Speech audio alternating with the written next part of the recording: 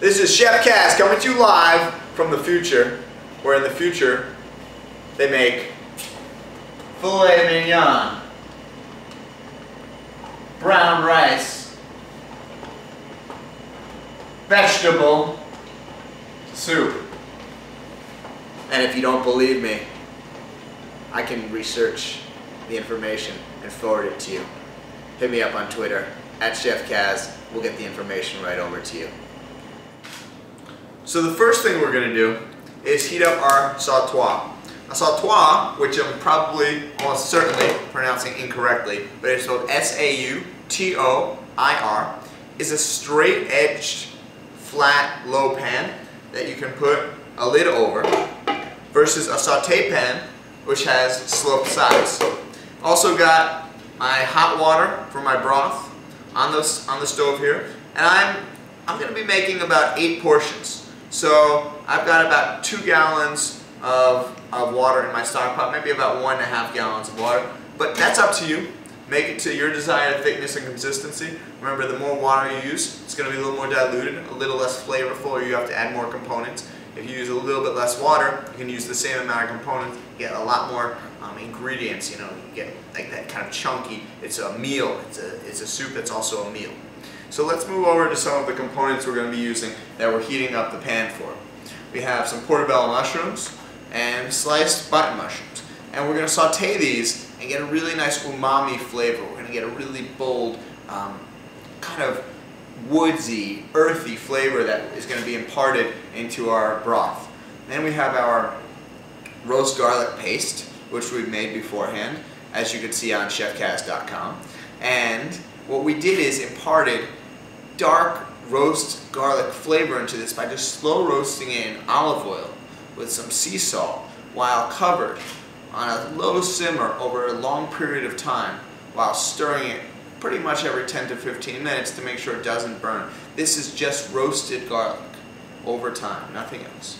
And the last thing we've got is some red onions, and we're going to get these like a nice little saute. We're going to get those to be a little bit color, a little bit translucent, and that's all going to go into our broth, giving it the flavoring along with our seasonings. We have just some sea salt, some red chili flakes, some crushed black pepper, and some dried oregano. I also have my pepper grinder, some soy sauce, some cooking spray, and of course, olive oil. So our pan is smoking hot for searing our mushrooms. See the smoke coming off? We're going to remove it from the flame so we don't set it on fire like we did once upon a time. Instantly, pretty much, we want to take our mushrooms, some portobello, just enough to, fill up the bottom of the pan to the extent that you like. I'm going to add my button mushrooms right in there as well. And I'm going to have my spatula right by me. Give these a quick stir. And what I want to do now is add some salt. And what the salt is going to do, other than just flavor, which everybody of course realizes, is it's going to draw out the moisture by like a reverse osmosis process. Right? So the environment around the mushrooms is going to be saltier. So the water is going to move from the less salty to the higher salt environment. Now, I covered these back up because as long as we're cooking it, there's some moisture in the mushrooms. That moisture is going to be retained by the lid. So the mushrooms are now cooking by the direct heat of the metal and the steam continually cooking because it's being kept inside of the pan. Now that's probably not going to be enough to get these mushrooms how I want them, which is I want to get some nice flavor imparted into these mushrooms, and the way I'm going to get the flavor is by developing color. So that's going to take time, but it's also going to take putting a little bit of oil in. But I want these mushrooms to cook basically on their own, with their own steam, with their own juices, before I put anything else in, so that I just get the maximum mushroom flavor, condensed taste. So our mushrooms now are nice and condensed. They're softened up from that moisture and cooked down from the heat. They're looking really nice. We haven't really developed any color on them yet, but we've condensed all that flavor that mushrooms have. We're going to put a little bit more salt in, and then I'm going to add in some of my red onion. And just as when we started with the mushrooms, it looked like there was a lot more than once we cooked them, The onions won't cook down quite as much, but they'll still cook down. And we're going to be using these to flavor our broth, so we want to use quite a bit of flavor-inducing ingredients.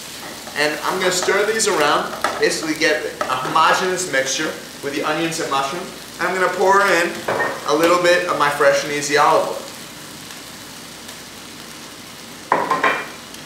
Make sure that everything gets coated, and I still am on a high heat here.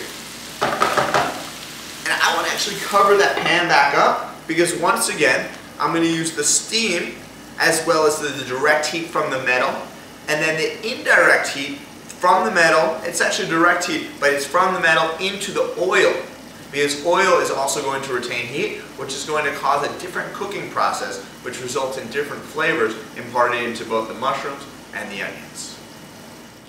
So our mushroom, beef, and vegetable soup can be prepared, of course, vegetarian. So let's go over our vegetables first that we have here. Got some red cabbage, some snow peas, some broccoli, some green cabbage, some asparagus, just the tops actually of the asparagus, some baby leaf spinach, red, yellow, and orange pepper mix, some fresh cilantro, a little bit of brown rice, actually some walnuts, and then we have some cut up into cubes filet mignon.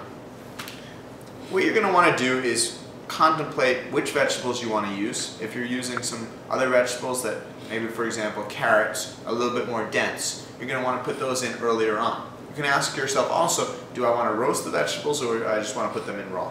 If you do a little roast on them, they're going to impart a little bit more flavor through any browning or caramelization that occurs when you cook them, and then you can basically add them a la minute to your soup. We're going to do the beef first, so that the beef has time to impart its flavor into the soup, and then the vegetables will basically be all going in towards the end. So once you've developed a nice browning on your mushrooms and onions, you're going to take some of your roast garlic paste. And I love this stuff personally. That's why I keep it by like the crate full.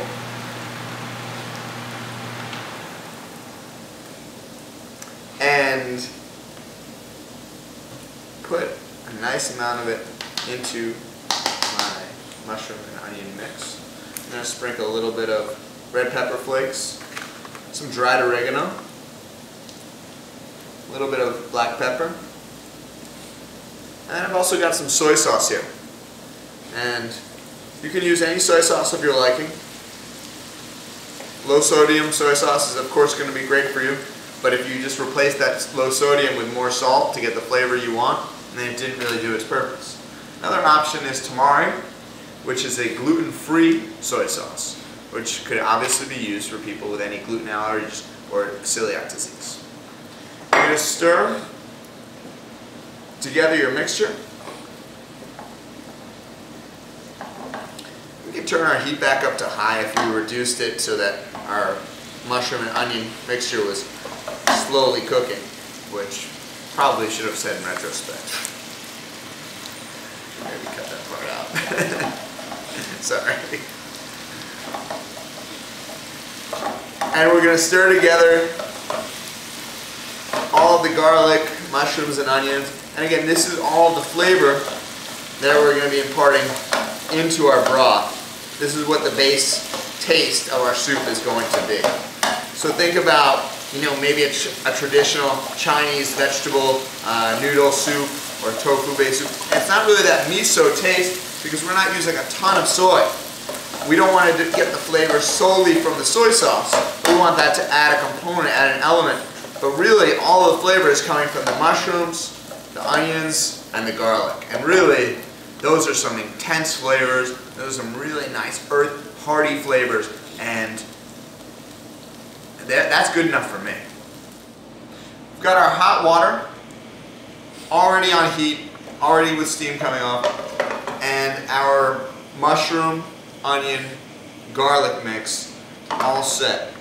All we're going to do is add that directly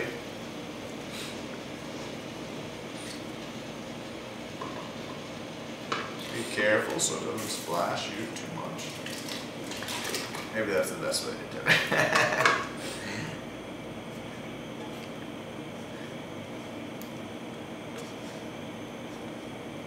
All those little scraps into the soup. And just stir that around a little bit. Make sure it all gets mixed in. And as soon as you put it into the water, you can smell all the aromatic, all that garlic, all that onion, all that mushroom just blast. And so we're going to let this steep now. We've got this back on heat. We're going to cover it and basically reduce that mixture a little bit more. Now in the water, and all that flavor is going to be in your soup. So whatever you cook out, the more concentrated the liquid, the more flavorful your soup will be. So we're going to take our broccolini and put it right into our hot pan. We can use the same pan that we roasted that onion and garlic and mushroom mixture in, and impart some of the flavor that was left in the pan right into our broccoli. And you want to get it in there pretty quick once your pan is hot.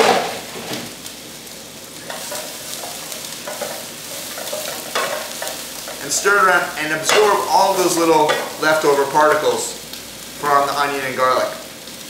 Pour a little bit of olive oil right over top, and we're going to saute that broccoli until it's a nice, lightly cooked texture. Not too cooked. I don't want to have like a really soft vegetable, but I want to impart a little bit more flavor into it. You know, cooked broccoli is one of those vegetables that just tastes so differently when it's cooked versus when it's raw.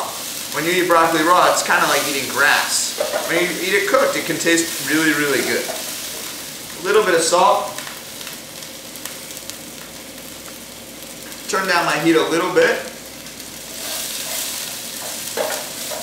And one thing we don't want to do ever, for the most part, there's always exceptions, but you can pretty much generally say ever, is cover green vegetables while they're cooking. If you've ever seen green beans that kind of have that olive drab, very sad, like they just went to a funeral color, it's because someone covered them while they were cooking. Green beans, green vegetables should look green. Only when you cover them does it affect that color that it makes it look like it kind of died. What you want to do also is have a little thing of water right by your side when you're cooking things like in this manner. And you can cook it in this kind of traditional stir fry or wok style, even though we're not using a wok. And splash a little bit of that water. And what that's going to do is it's going to release steam and cook the broccoli, you know, now with another heat. The heat of the steam, the heat of the dissolving water coming off the pan, and even a little bit of the water remaining on the broccoli. But it's not going to cool the pan down so much that it's going to basically boil that broccoli. It's going to keep the nice texture. It's going to allow it to be firm. And you can even combine the splashing of water with a little bit of olive oil. And you're going to get some of that water splashing up on you. So be careful. Okay? Not going to kill you, but it might sting a little bit. Just to get a nice color onto that broccoli. And this is a harder pan to toss in with the straight sides, but kind of achieves what we want it to. We're just going to bring that broccoli to a light al dente because this is going to go into our soup, and that residual heat with the soup is going to cook it a bit more. So another cool thing we can do, just to add some variety, add some complexity, some different flavors, some different textures, and also some different properties that we're going to get for the body, is add some nuts and other things that you wouldn't normally see in necessarily a soup. Now, if you put in a whole walnut like this, you might just get a big bite of, walnut, and it doesn't exactly mesh well with all the other ingredients. But if you smash them all up, and here you see I have just a tenderizing hammer, and one side is for tenderizing meat, the other side is flat. And make these into some, like a crushed, it doesn't have to be like a powder, but some smaller pieces. And what I'm intending to do here, smash these up, and then toast my rice with a little bit of heat, a little bit of olive oil. I'm going to throw these nuts in there, and then eventually I'm going to put in some cabbage as well. And this is going to make like the base for my soup. So this is what we're going to put all of our other components on top of. So So adding these nuts to it just gives it a little extra ingredient that you might not be expecting otherwise. Next step is going to be building that base of the soup. So we're going to get our pan pretty hot. We're going to be toasting our rice, the walnuts, and then our cabbage, our red and green cabbage, together in that rice to build basically what everything else is going to be going on top of. So the reason we're going to put the walnuts in with the rice is also think about like a toasted almond versus a raw almond, or a toasted cashew versus a raw cashew. The toastedness of the nut actually takes on a different flavor, and I would say personally a better flavor, a flavor that I like more. We're going to spray that pan as normal. Add your rice. So next we're going to take our crushed walnuts. Make sure our pan is pretty hot. You can splash a little bit of water if the pan gets a little bit too hot. You want to cool it down. It's also going to add a little bit of nice texture to that rice. And the other thing the walnut's going to do is it's going to put something else in the soup with a little bit of not bite, not a crunch, but a different kind of chew. And you'll notice that when you eat the soup. And we want to continue to move everything around here, developing a little bit of browning, a little bit of coloration outside both the rice and the walnuts. And we're going to pour on a little bit of olive oil. And if you want to make this a little bit, even add a little bit more Asian flair to it, you could use really sesame oil. That would add a nice little taste into the rice. We're just using olive oil today. So we've been stirring our rice slowly over consistent, about medium low, medium high heat, depending on how quickly it's starting to cook. And we've developed like a nice coloration. You can see that the brownness of the rice and the walnuts has definitely increased. They're coated with a little bit of olive oil, sprinkled a little bit of salt, black pepper. We'll put in a little bit of crushed red pepper, and I put a little bit of oregano in here as well. And now we built this up pretty nice. And I'm going to turn this back up to about medium-high heat. And I'm going to put some cabbage, some green cabbage right into there. And then some red cabbage as well. And this is going to bring some more moisture into the dish. And I want to balance that with a little bit more olive oil.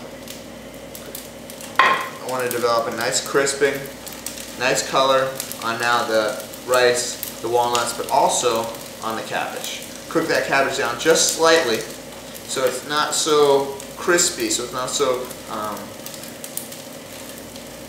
there's a certain thickness to cabbage and versus like a green leaf lettuce. These types of vegetables are actually called cruciferous vegetables. And so the cruciferous vegetable family has kind of a thickness that some other more leafy vegetables do not have. So I want to cook that out a little bit. I'm going to splash a little bit of water in here. And I'm going to turn this back up to a high heat.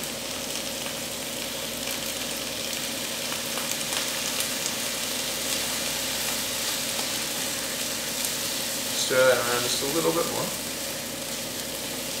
And when it's ready, when it's cooked to your liking, and that really is up to you, we're going to have our bowl ready. We're going to put it right in our bowl for the base of the rest of our soup. So our rice, walnut, and cabbage soup base is all set. Release a little bit of the steam. Take a spoon and let's go. Put that at the bottom of our bowl. The other thing this does for you is it just gets some extra vegetables into your diet. It's really simple. We could have made this just rice, but cabbage is a really nice, fibrous vegetable, and just getting a little bit extra of it, really easily, is only going to be good for you. Next, we're going to take our broccolini, I should say, and set that into our bowl. Get a little bit of that extra garlic paste. This is also great just for a side item, just a meal in itself. Broccoli and some garlic, nothing wrong with that. And then I'm going to put some snow peas, and these are putting in raw, and they will be cooked a little bit by the broth, the hot broth that we're going to put on top of them. but they're also going to retain a nice crispiness, a nice crunch that will go with our soup very well. So once again, we are going to pull our smoking hot pan off of the heat. We've got our beef ready to go. We've got our garlic paste, our soy sauce, and our seasonings. We're going to get that temperature back up and drop our beef right into the pan. We want to move that around the pan. Again, not overcrowding the pan, just putting enough beef in there to lightly get seared, get some color on it, get some browning. I'm going to spray a little bit extra cooking spray. Coat that pan because the spray will come right off onto the beef. All I want to do is get a nice little bit of color all around, keeping that on high heat. I'm going to lightly season. A little salt, a little black pepper. That's all I'm going to put on for right now. If I put any oregano or chili flakes on there, they will burn, and the oregano will not taste very good, neither will the chili pepper. But chili peppers will also, the dried chili flakes will also cause a lot of sneezing. Really not a pleasant environment. I'm going to cool the pan down with some soy sauce, which I want to basically like caramelize around the beef. Now don't put so much in that your pan can't come back up to temperature. And because I have no exhaust on right now, so we can film and you can actually hear me, I can actually taste the miso and the soy in the steam that's coming off the pan. I can taste that. And I'm going to get basically all of that soy sauce evaporated. I want it to come all the way off the pan. And I'm going to put in a little bit of oil. And we're going to get a real nice crisp all around our beef. You can see the really nice color that's starting to develop. So it's going to be the caramelizing of the beef, the soy sauce on the beef.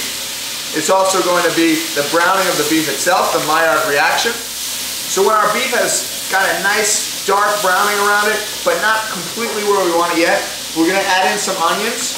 Just because keeping in mind that the onions are going to cook much more quickly than the beef. We're also going to add in a little bit of garlic once these onions are cooked down.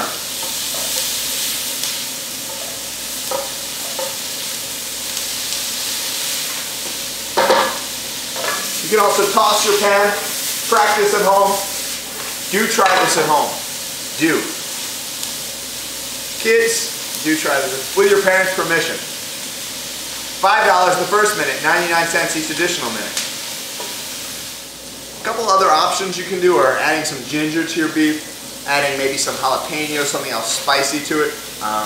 Anything that you can think of really, just be careful of the order you put things in so that you're putting things in later that will cook more quickly so you don't burn them early in the process. For example, like garlic. Because our garlic paste was already roasted, and we've got a lot of garlic paste in this dish already, but we're going to go for just a little bit more.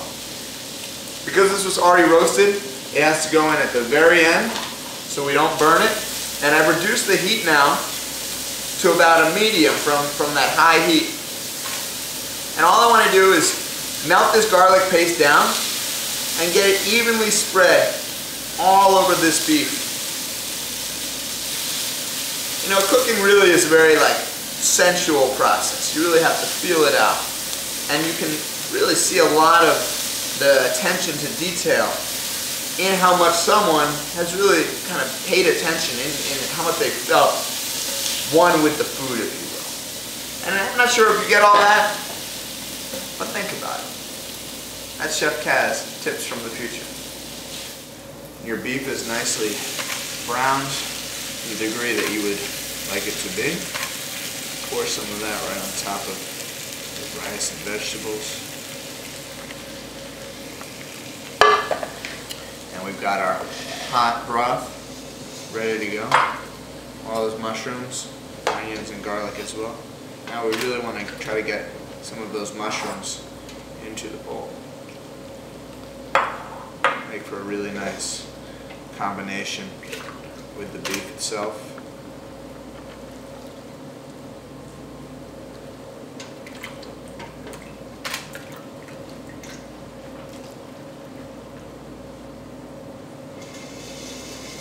finally, choose some garnishes of your own liking.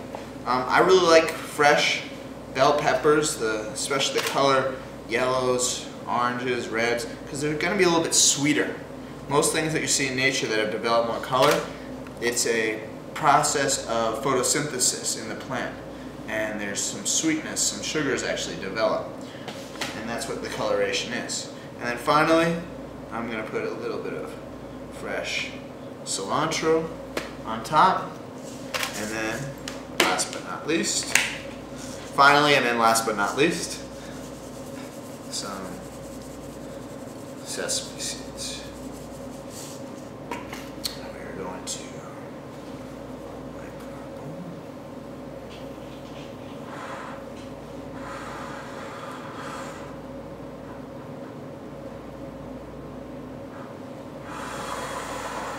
and there you have the filet mignon, brown rice, broccolini soup.